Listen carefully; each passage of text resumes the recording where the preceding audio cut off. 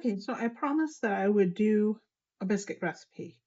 And I do a very simple biscuit recipe until I want to do something a little bit different, in which case I make it more complicated. But my husband's preference is for just basic biscuits.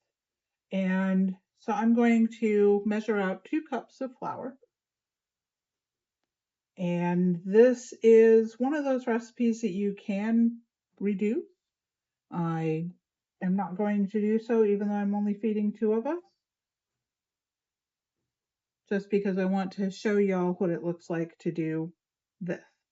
I have all-purpose flour that I'm using, and I am going to now measure out 1/3 of a cup of lard.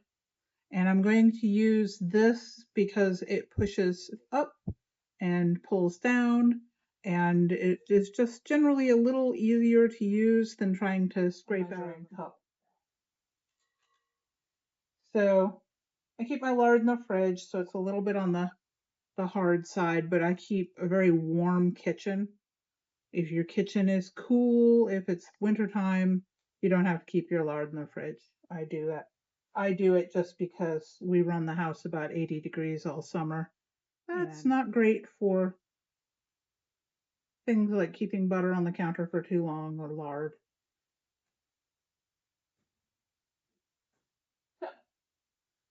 Lard, and now you can see why I like this little measuring thing so much, because I can just boop, there it is.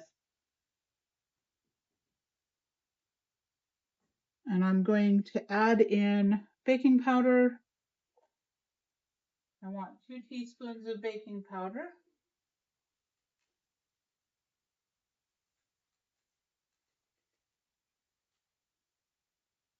And 1 teaspoon of baking soda.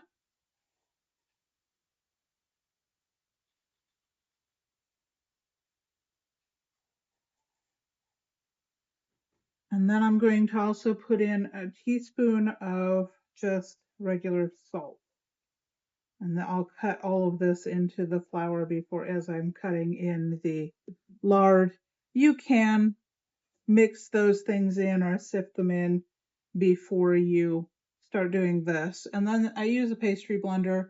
There are a lot of ways you can combine the fat into the flour with your hands. I don't like to do that because hands are warm and you want this to stay relatively cool while you're working with it. It's not quite as delicate as pie crust is.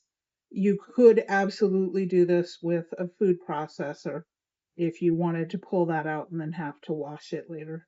I don't really feel like washing 3 things where I could wash 1 thing. I use my pastry blender for pies and biscuits and a couple of other things, and it doesn't take long at all, as you can see, to cut in the fat until it's in. We want about pea-sized pieces, so really it's about there.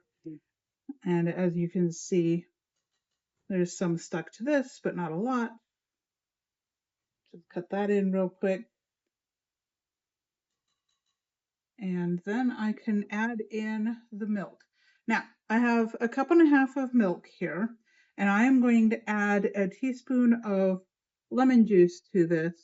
If you buy and use buttermilk, then by all means use buttermilk. However, I don't keep that in the fridge, and I don't see any point in buying it just for a recipe that I don't make that often. So I'm acidulating the milk, and by acidulating the milk, it will coagulate a little bit. I've just soured the milk. The reason that I've soured the milk is so that I can activate my baking soda agent. The baking soda in particular needs an acid to react with. And I may or may not add all of this milk to the thing. I am going to find out as I mix in, because I'm going to do rolled biscuits. If I'm doing drop biscuits, I could probably dump all of that in there. But as I want to do rolled biscuits, I'm going to want this batter to stay pretty stiff. So I'm not going to add all the milk. In this case, it looks like I'm going to wind up with adding just about 1 cup of milk to 2 cups of flour. Your ratios are going to vary depending on what your flour is like on a given day, and there's really no way of predicting that. So sometimes more, sometimes less. Baking, for me at least, is a lot of doing it by feel. And speaking of which, this is the point where I'm going to go in here and I'm going to be using my hands carefully